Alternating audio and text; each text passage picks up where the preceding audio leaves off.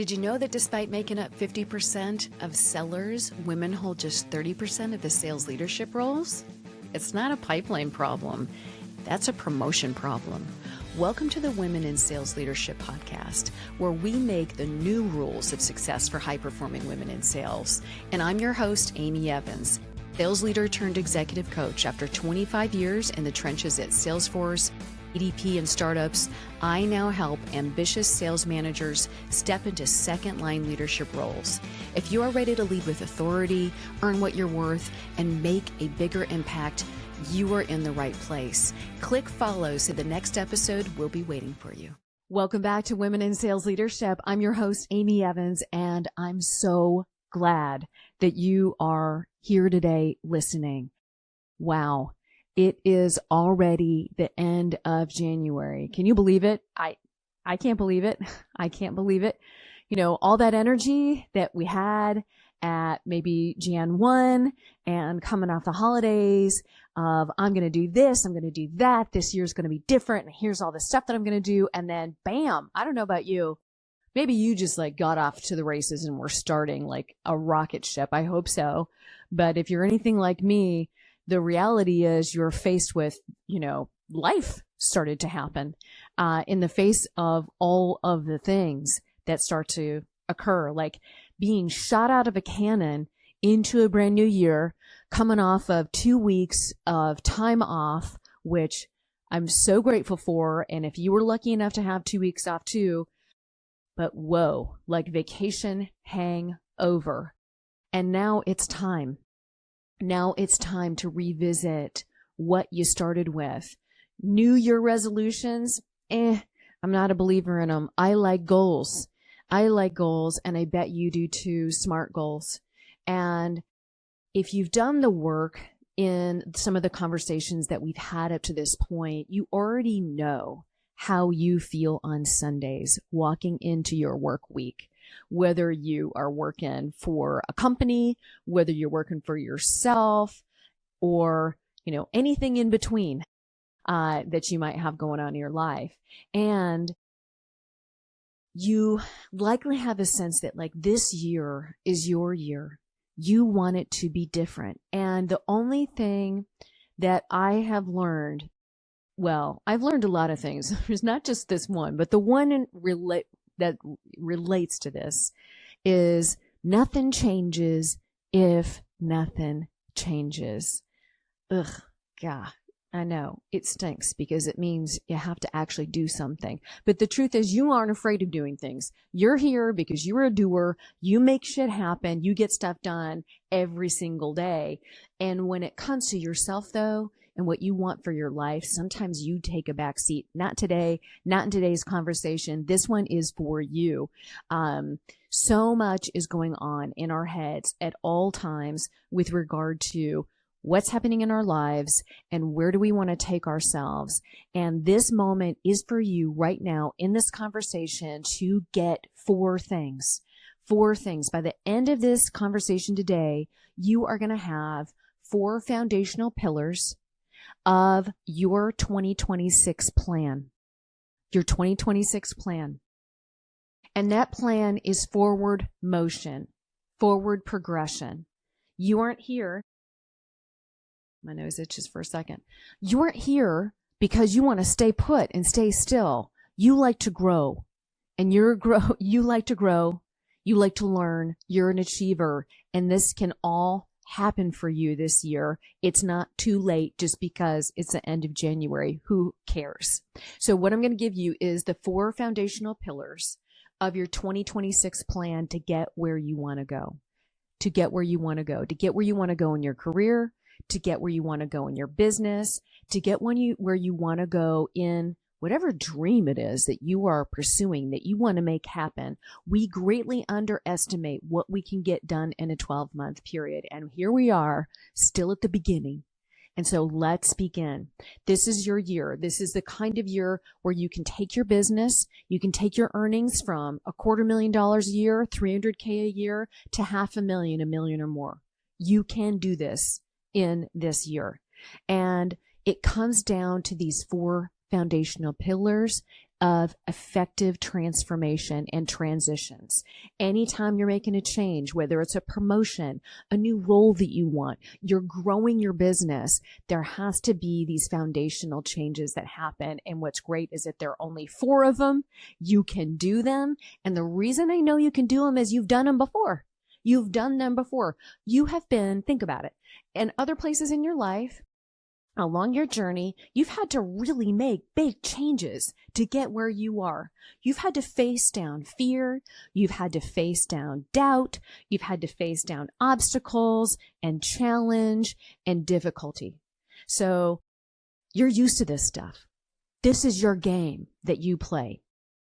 4 pillars to get you to transform into whatever your objective is for this year, whether it's make more money, whether it's get the next job, whether it's grow your business. So pillar number 1, let's jump in right away. Pillar number 1 is something that, oh my gosh, it sounds so soft, and it sounds like, how can this be the main pillar?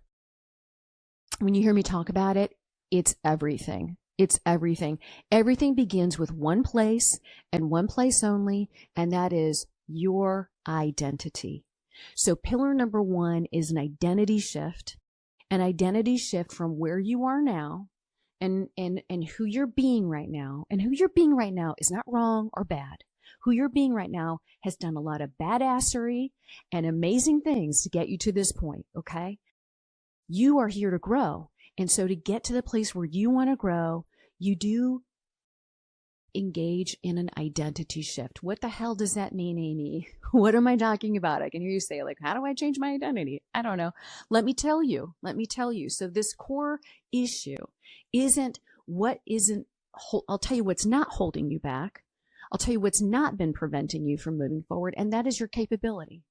Because like I just told you, and you already know, you've done really hard stuff before. You've gotten through really difficult things, health issues, career issues, relationship issues. You've done it. You've conquered it. And when you've done those things, it's not what your capabilities are or what your experience are. It's fully in how you think about yourself and rechanneling some of that 23-year-old energy where you knew everything, and you knew exactly how you were going to go do your life, and you knew what was right and what was wrong and what to do next, and you were fearless because you didn't have a lot at risk. What changes when you embrace that kind of bold energy, that identity shift, is you get some clarity, number 1, on what is it are you up to this year? What's your change about? Are you gunning for a promotion? Do you want to get that big promotion? Do you want to leave your company? Scary? Is it scary? Maybe. I don't know. You've done 1,000 scary things before. To leave your company and go take a step up in comp and excitement and get fired up about your job again, growing your business to a whole nother level and increasing your earnings and doing it for all the reasons that motivate and inspire you. This all comes down to an identity shift, and it makes you go from this identity of who you are right now to who you want to be, your aspirational self. And for me, in my journey, right, I've been a executive sales leader. I've been an individual contributor from career, right? And now I'm a founder and a CEO of my own company. And so that is a huge identity shift that I have had to embrace. The buck stops with me. Something doesn't get done, I'm leading the team. No one else is. Strategy is off. That's on me. So you get to step into this identity that you want. Is your identity as an executive sales leader who earns $1 million a year? Is your identity as a successful CEO and founder of a business that makes $1 million a year, that you can work half as much time as you once used to and be able to take vacations when you want with your family? Boy, show me somebody who doesn't want that. The identity is first. So when you come up with that identity, that's when you begin to have this pillar of change and transformation. And what that looks like is it's how you're thinking about who you're becoming. Nobody just wakes up one day and you get whatever the job is, or you grow the company to whatever you want the revenue to be, and all of a sudden you're like, boom, I'm an amazing executive, I'm an amazing leader. No, you become that. There's a becoming that happens behind the scenes, and the first place it happens is right here. It happens in your mind, and it really happens in your heart. In your heart, when you have that alignment between your mind, your heart, this is who I am, this is who I'm becoming. I might not know everything I need to know yet. I'm learning and I'm becoming that, because that is who I aspire to be and what I aspire to be. And it has to really fire you up. So put some thought into, what does that identity look like? And I'll give you a clue that when I've been talking about this right now with you, that if something has popped into your mind of like, this is what I want my identity to be, like I want to grow into this, your first answer is almost always the right answer, because your subconscious already knows what you've been dreaming of and what your heart desires. So seeing yourself as someone who influences strategy, who makes strategic decisions, who makes the kind of money that you want to make, who is the kind of leader that you've always dreamed of having for yourself, that shift is from an execution mindset to a strategic mindset, from a I'm just making the donuts and delivering the number to I'm strategically governing the go-to-market. I'm strategically growing my business in a way that aligns with me, who I am, my leadership, and the kind of person and the gifts that I bring to the world and my team, right? I know I talk really big here, but this is what is at stake, because you are not just this person operating in your 9 to 5, or let's face it, nobody works 9 to 5 anymore, operating in the whatever role you have right now today. You have something bigger that you're dreaming about inside of you. And this is how you begin to get access, is through this identity shift. And it all begins with language. Every idea, every dream you've ever had, everything you've ever decided to do started with language. I want to go get a college degree. Guess what? Began with language. I think I'm going to go into sales. Began with language. I want to be a mom. I don't want to be a mom. Language. All of these things begin with your language. And so the language that we're most often hearing in this echo chamber that we live in, called being a human being, is this internal dialogue, this self-talk, where you start to think about and open yourself up to this dream of this next step up. And this internal dialogue can begin to feel like this voice, right? The voice that I talk about, when I say voice that's talking to you and you say, what voice? That's the voice, the one that said what voice. Okay. So this voice says, oh, I can't be that because I'm just this. That's this voice. You begin to change that language of the voice when you get yourself really seeing and believing that you can and you will get to this next level of leadership and execution and accomplishment and impact that you are fired up to do. And that makes you say, whew, I'd be so jazzed if I woke up every single day and I was doing this, and I was making bank doing it, and I was having fun, and I got to use all my gifts, because you have gifts that nobody else has. Nobody, no one, genetically.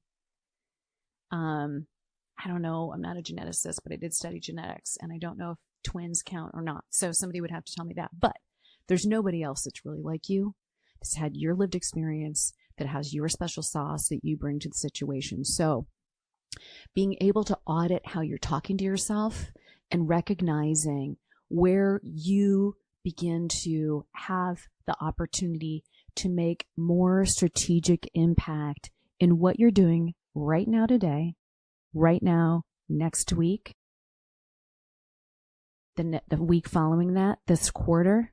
What are some of the strategic things that you can start to do? One or two, don't make it too overwhelming, right? And begin to change that voice from I'm just a whatever to I'm a strategic executive. I'm the CEO of my life. I'm the CEO of my own business, because really you are. Whether you're working for a company or not, you're still running your own business in that construct. Speaking in that language really nails the identity component, where you begin to think about, when you think about, okay, what would it take if I were the CEO of my own business, and that business is a $200 million business inside of a B2B SaaS company, for example. How does that change how I'm thinking and speaking about the business? Am I just talking about quota? Am I just talking about deals? Am I just talking about whether we're going to hit forecast for this month or this quarter? And I'm also talking about strategically, how can we reduce our cost of sale? How can we increase customer retention? How can we get ahead of service issues more quickly? How do we begin to think more strategically about plugging up revenue leaks so that growing the revenue becomes faster, more efficient, and you get more profitable clients for your business, for your team? And who has to be on the team, right? That strategic stuff is already there for you. You wouldn't be at this level if you didn't know how to solve really complex problems. If you didn't know how to come in, see a mess, and know how to clean it up and put it all together. Come on, we do that every day, right? Give yourself permission. Give yourself permission to start talking about more and thinking in terms of, if I were operating as a CEO, what would I be thinking about? What would I be thinking about? Because when you begin to think in a CEO type mindset, then your identity is shifting into that, and your language begins to shift into that. I worked with a sales leader who was really, such a dynamo. And this sales leader is kicking major booty. I mean, she has been promoted every single year she's been eligible to get promoted, every year, when she wanted to get promoted. And she's come in and blown her number out. But it wasn't always that way. When she came to me and we started working together, she was working in an entirely different industry, not even actually in sales. But when we connected and I met with her, we looked at what was her previous job. What was she responsible for? What was she measured on? What were her KPIs? Revenue, utilization, profitability, customer service, right? All of the things that go into being an excellent sales leader, sales executive inside of a business, executing at a really high level. When she decided she wanted to change industries, she came to me and said, I really want to do this. And I said, I know you can do it. You have the absolute core. Let's rework how you're talking about yourself to you first. Let's with data, look at facts of what you've accomplished and how it aligns to the language of this new industry that you want to now be in. And she did, and she got the job. The first role that she had, and she's been promoted twice since then. The first role that she had, she was earning over $100K than she was previously making before. That's real money. That's real money. So this is why it matters, and why when you walk into a room, you want to have that, you have that kind of confidence based on knowing what you want, knowing what you're starting to become, and embracing those gifts that you already have. So that's that identity. That's that identity pillar. Pillar number 2 is nailing your story and how you tell it. Oh my goodness. Most leaders, and do not feel crummy if this is you, because a lot of leaders do this. Most leaders that I work with and executives I work with, they cannot tell their own career story in a memorable way. They start in some kind of chronological order and zigzag all over the place, hit numbers, don't provide context, downplay their wins. Oof, I see that win a lot.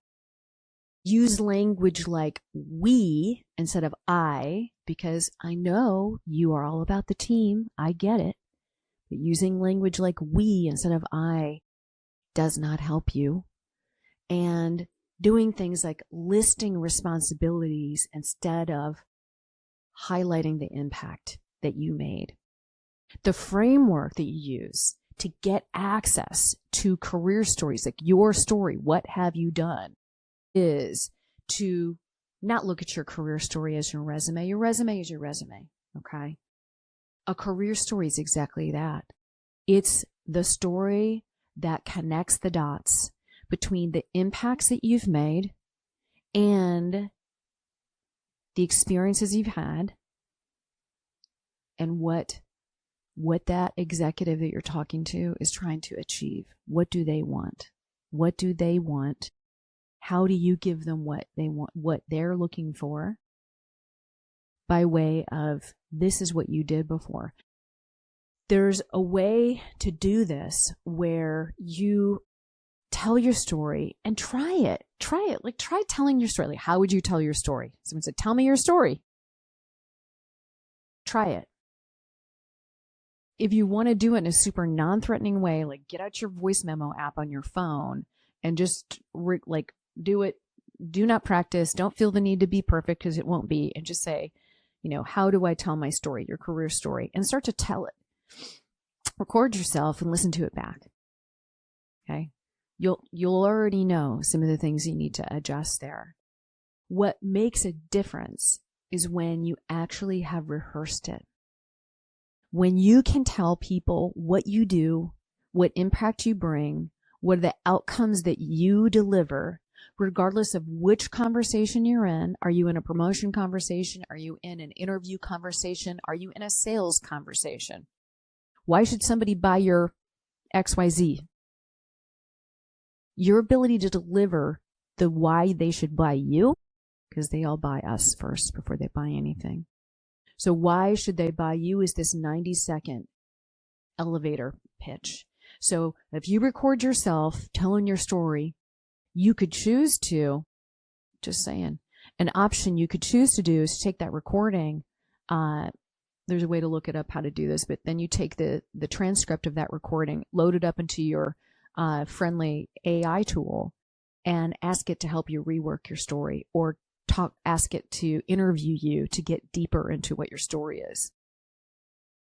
So this goes from, like, I'll give you an example of what does this look like. Okay, so instead of saying something like, hey, I managed a team. I managed a team of 10 AEs, or I managed a team of 7 leaders, or I managed a $200 million portfolio, turns into I rebuilt a struggling territory and delivered $15 million in new revenue and developed 2 future leaders for the business.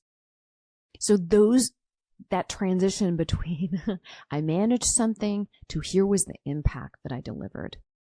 Impact is not we achieved 100% of plan. Okay, I'm just going to tell you, anybody can achieve 100% of the plan one time.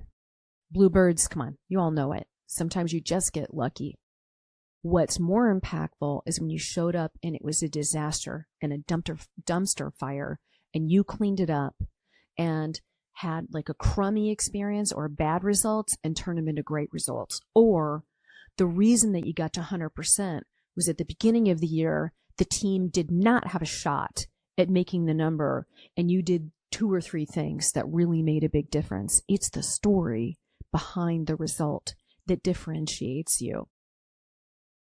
There is this shame that we all have. We were all taught this one thing.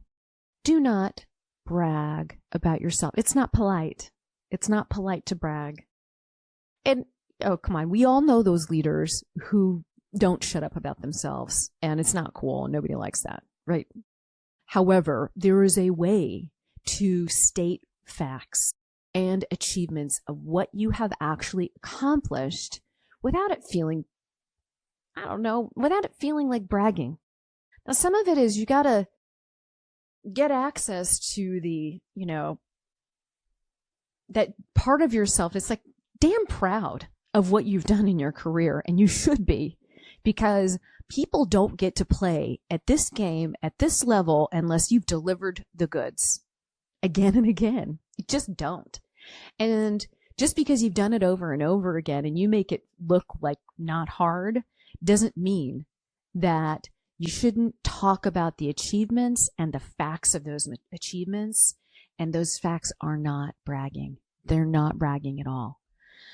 And why this matters is, when you are talking about those achievements and you feel comfortable, and a phrase that you can use is, I am so proud of what I was able to accomplish with this team this year. Notice what I was able to accomplish with this team, with my team this year. You are the one leading that team. You must take ownership of the fact that you were the leader. Okay? I'm so proud of it because of this. We were faced with this challenge. This is how we overcame it. We were faced with that challenge. This is how we overcame it. We had all the things that happen, whether you were like down team members or had an account that was about ready to leave and you rescued them and added revenue in addition to getting the renewal. Whatever those heroic stories are, you have those stories. So there's deal stories, and then you can also talk about some of the processes, some of the things that you are doing that are so unique to how you do it. And here's the thing, you're not going to think what you're doing is that unique. It is. It is unique. The fact that you run your quarterly business review not as the 45 slideshow that everybody works all this time to prepare. They present it once in your stinking meeting, and then everybody walks away and forgets about it until the next quarter, and then they come back and relook at this slide deck again. No. You're not doing that with your business. Or if you are, maybe there's a chance for you to make an innovation this year and make a change. I happen to know a leader who made this one innovation on her team, and it was the secret to success. They treated the quarterly business review not as a show and tell on PowerPoint slides, but as a chance to strategically organize the business by each member of the team and have that person utilize that QBR, the quarterly business review, as a true plan that of like, here's what happened, here's what we're going to do next, and a tracking that goes along with it. So it became a tool that was reviewed every week in one-on-ones instead of just this show up, forget it, right? One example. Hey, quick break for a second. If you are a sales leader who is ready for your next step up, and I'm talking about leading other sales leaders, becoming a director, a VP, even a CRO, then this is for you. I'm hosting a free workshop. You can grab your spot at amyevanscoaching.com. This is for sales leaders who are in tech and are wanting to land jobs where you can earn anywhere from $500,000 to $1 million a year. And again, you can grab your spot at amyevanscoaching.com. Okay, back to the show. Ability to get access and feel comfortable. Now, here's the thing. So many of us think that we can just wing it in telling these stories about ourselves without rehearsing or having a little bit of practice. You would never let somebody on your team walk into a multi-million-dollar opportunity and not rehearse beforehand, right? Neither would you. Neither would you. So rehearsal is critical, and making your story your own so somebody could repeat it. back. What you're looking for is to be able to tell your story, the impact that you've made, the impact that your business has for your clients, and be able to remember that in a way that resonates for them, that they could repeat it once they leave that conversation. And if you are in the mode of wanting to step up inside of a company or get another job externally, or even if you're a founder and you're wanting to grow your business, it's all landing on this third pillar, which is your network, your sponsorship network. You need sponsorship, whether you are going to get a promotion, whether you are going to get a new role at a new company, or you want sponsored intros into opportunities that your business can sell, right? So what doesn't work anymore is this old, like, show up to a networking event and hand out, business cards or your LinkedIn QR code or whatever. That's not what works anymore. What works is taking the time to build two different flavors of relationships. So first relationship in this building your network is getting mentors. Okay. Mentors give you advice. They're guides who have been where you've been before. And if you don't have a mentor right now, okay, let go of whatever story you've told yourself in me just saying, if you don't have a mentor right now, okay, let go of that and choose to go get a mentor. And if you're thinking, oh, that person doesn't have enough time to help me, they're too busy. Maybe they are too busy. Maybe they don't have time to help you. They also could really want to help you and be willing to make the time. So that's an opportunity to try that on. One of the things that as leaders, true leaders, get further and further along in their careers, executives and leaders, one of the things they begin to think about and care about more and more is the impact that they've had in their careers, the impact that they've had for others that they've led. Yeah, they want to make the money. Yeah, they want to, have power, influence, all the things, be able to learn new things and grow and develop themselves. But one thing that they are typically extremely aligned on wanting is impact. And one of the ways that leaders deliver impact is being willing to take on mentors. And you are probably already thinking about a person that you wish you had as a mentor. Somebody who maybe you've had stories in your head why they would say no or why you don't want to reach out. What's the worst thing that could possibly happen if you reached out and got a mentor? They say no? What if they say yes? What if they say yes? So there's mentors. That's this sponsorship network. And then there are sponsors. Okay, sponsors are the champions. You know what sponsors are. You sell for a living. You lead sales leaders, but sponsors for you. People who would emphatically speak on your behalf when you're not in the room to say, she's freaking ready. And she's been ready for a long time. And I believe she's the absolute perfect person to come in and help us solve this problem. Because every job opportunity, every promotion, every business opportunity is a problem waiting to be solved by you. It's a problem. They have a problem, or else they wouldn't need you. So when you are looking at this lens of network, is this opportunity to this year set about a plan. Remember, nothing changes if nothing changes. So set about a plan of reaching out. Reach out to that person that you'd love to have be a mentor. And this is what it looks like. Like, hey, I've always admired your leadership. I aspire to get to your level one day. Would you be open to having a 20-minute conversation with me? And just start with that. Don't go to like, will you be my mentor? It's like asking somebody if they'll marry you on the first date. Don't do that. You don't want to do that. Just let's have the conversation. See if there's a fit. And then in that conversation, you say, one of the reasons I came to you is that I really am looking to find a mentor to support me in this journey that I'm on right now, right? There is someone dying to go help you. I mentored a sales leader last year. Why? She asked me. Now, I can't do that all the time. I've got a very busy calendar where I'm working with clients and I've got commitments for, what I'm committed to deliver for them. However, she found me. We had a conversation. We hit it off, and I'm like, I will absolutely mentor you. I normally charge people for this work.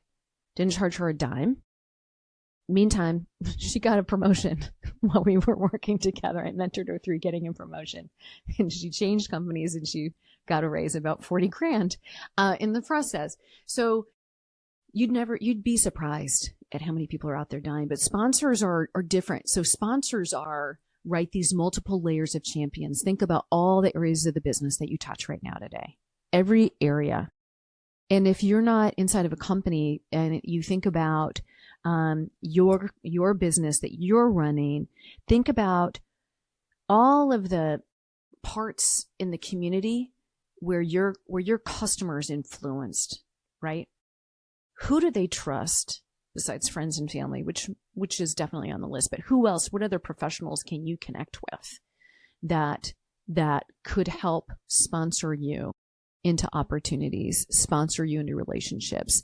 And for you who are looking to grow inside of a company or externally, again, those are you just ask. I am looking for this. I have an objective of this year. Can we, again, similar to the mentor conversation, can we have a conversation about it? And in that conversation, you say, I'm gunning for this role.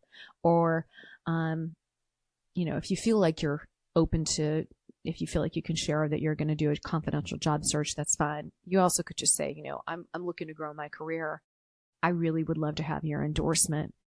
Is it do you want someone to endorse you on LinkedIn? Do it. Ask in writing.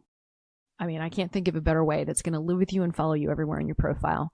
This person's endorsement of you. That's the lowest hanging fruit. And when it comes time to actually interview for a role internally, that's when you want to ask them to take those endorsements and you say, hey, remember when you wrote me this endorsement on LinkedIn?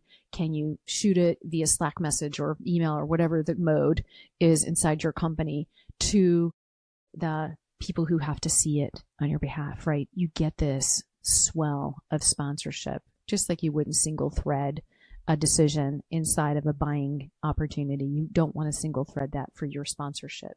So multiple layers of champions. Your direct boss might be on the list, maybe not. That's fine. Skip level executives could be on the list. I hope so. If not, it could be a reason for you to start developing a better relationship there. Make sure that you're honoring the chain of command rules, where, you either have to come up with a reason to have a skip level conversation or your boss has to be on board with it. Do not surprise your boss with a skip level conversation because, we know what happens there. You go to the skip level leader, you talk to them directly. The first thing they're going to do is pick up the phone and call your boss and say, hey, did you realize she's reaching out to me about this? And if your boss doesn't know, that makes him look bad, which is, come on, nobody wants that. Peers who will be promoted before you are on this list. Other peers who will be promoted can help be sponsors. People in different areas of the business, whether it's supporting roles, legal, tech, customer success, all those areas are people who can be on your list of sponsorship folks, right? And one thing you can choose to do is to really ask, don't be afraid to ask for what you want in that conversation, and be humble, be yourself, and ask them if they'd be comfortable, right? These are relationships are authentic, real relationships. Okay. Let's get to our fourth pillar. Okay. So we're going to get to number 4. We've gone through 3 pillars. We're getting to magic number 4, which is your value creation. Ooh, what does that mean, Amy? Okay. So I bet this is a challenge I see frequently. I bet you are doing amazing work. And I also bet that only your team knows about it. Nobody else knows. Your boss maybe doesn't know. That boss doesn't know, right? And making any kind of assumption that your boss is going to advocate on your behalf, oof, that's dicey. Remember, the person you report to is managing their own career as well. And the strategy is to really find ways to showcase your strategic thinking and business impact. So I can't think of a senior leader that isn't looking for wins to highlight on monthly calls or quarterly calls. And one thing you can choose to do is to be that person that says, hey, we have cracked the code on something that's really working on my team. I'd love to talk about it on your next call, right? Or share with you how it's working and get your perspective on if you think other teams in the business could benefit from this process that we do, right? So this is a chance to show that it's not just a self-promotion, but you are contributing value at the level that you want to operate. When you start thinking about the fact that they have airtime they need to fill on these kickoffs, quarterly, monthly, whatever update that they're doing, town halls, you show up looking like you are helping make their lives easier, and you get a chance to tell your story, and you get a chance to help other teams get better at the game, which is what we're all up to, right? So this is where you start to volunteer. You speaking up in meetings. Do not hide. Please don't hide in conversations. You have great ideas. You wouldn't be at the level that you're at if you didn't. And if you are hiding, not sharing them because you're afraid of something, let it go, babe. Let it go. Get out there and see what you can do. So every quarter, the best thing you can do, if you haven't done it already this year, because it's still the beginning of the year, if you haven't done it already this year, sit down, get a spreadsheet out, and document what happened this year. Just get it loosely down. Make notes, okay? And position what those accomplishments were by here's what I accomplished with my team. And here's strategically what we're going to be doing this next year. This is where, you can start to catapult past, maybe just closing out your fiscal year, launching straight into your kickoff, and then boom, everybody's in Q1 and you're wondering like, what the hell happened, right? This ability to document what you've done starts to get it in front of you so that your accomplishments are in front of you. You're thinking about them. You're revisiting them on a quarterly basis, and you can do this. You can do this. It's entirely doable. Okay, let's bring this all together. So recap, we got 4 pillars that we talked about. Number 1, identity shift. Okay, start thinking like the executive that you are becoming. Number 2, work on your career story. Really work on it. There's 2 or 3 things that you probably can point to that are big impacts that you made along your career and maybe in the past 3 to 5 years or even further back in your journey that have formed who you are, your leadership, and how you approach the game. The sponsorship. Go get a mentor right now today. Do not pass go. People are dying to help you. They really are. There's somebody sitting there feeling like, man, I really want to be making more of an impact. I want to be contributing more. They're not going to come reach out to you and say, would you like to? No, you have to raise your hand and give them an invitation to support you in your journey. There's nothing better for true leaders than helping build other leaders. It's the game. It's what I love to do myself, right? So then working on your sponsorship, and start it now, because those sponsors, you don't just need them when you're getting ready to, make a promotion move. We're all living in a world where we don't know what is going to happen next. And I mean, now more than ever, we know that. Some of you have been through big career transitions. Some of you have been through layoffs. Some of you haven't. And if you haven't, the chances of it happening are pretty high. So having that stuff ready to go is like a deposit in your savings account that you make for yourself in your career. And then really showcasing this value creation, right? Making sure that people see the strategic impact you're making by you starting to feel comfortable with telling your story, talking about the secret sauce, like what's under the hood of this engine that looks like it just runs beautifully and just shows up and executes every year and every quarter again and again. Hey, that doesn't happen by magic on its own. You are doing really cool things that you probably have even forgotten about that you're doing. Okay. These are the things that will make an impact for you this year. So this is my invitation. So if this is your year and you are done, you're done pretending that you're okay with not getting where you want to go this year. You're done and you're ready. You're ready to take action. Come be with me. I am committed to helping sales leaders and people who want to step into sales leadership navigate what's involved and execute. The leaders that work with me, they make huge moves. They change industries. They get big jumps up in responsibility and comp. And they're like alive and feeling alive and high energy. Once again, like they are jazzed about showing up to work every day because they are fired up.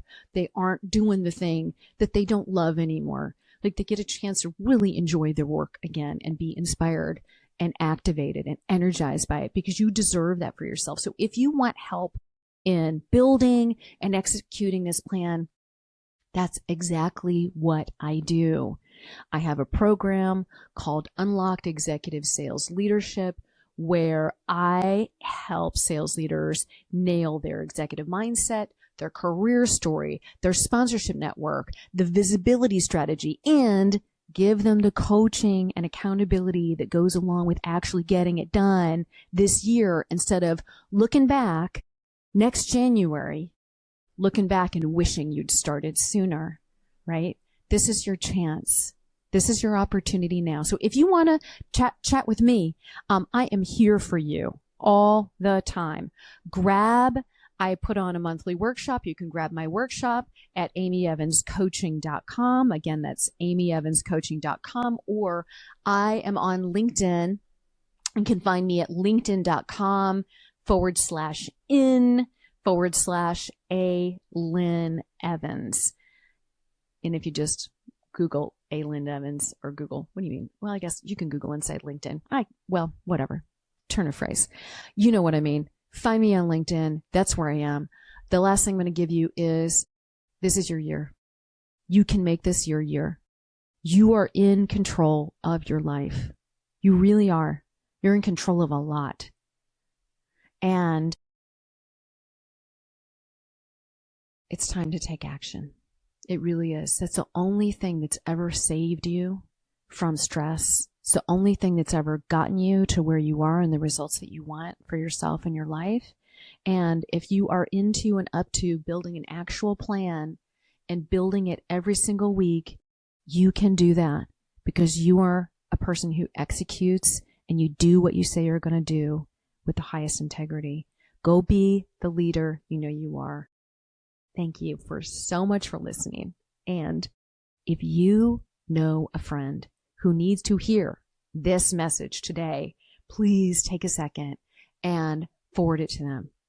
If you got something powerful out of this conversation. Drop a note in the comments so we know what you got out of it, right? I produce and sponsor this show myself, so your feedback, your willingness and your generosity to share this conversation with other women who need to hear it helps me continue to make this information free and available everywhere you listen to podcasts. Have a wonderful day. Hey there. Thank you so much for joining today. I know you're a super generous person, and a gift that you could give to someone you know, a friend, a colleague that you think would enjoy today's episode would be to send them a text, share a link to this episode with them. I do produce this show myself, and every time you share it, it helps the podcast grow and it supports the work that I do here. Also, if you happen to be a sales leader who is ready to take your next step up into a leader of leaders role, whether it's via promotion or you're ready to go and get that new job at a new company, I'm talking about director roles, VP roles, even CRO roles in B2B tech, where you can earn $500,000 to $1 million or more. The workshop I'm giving is an hour-long workshop. It's totally free.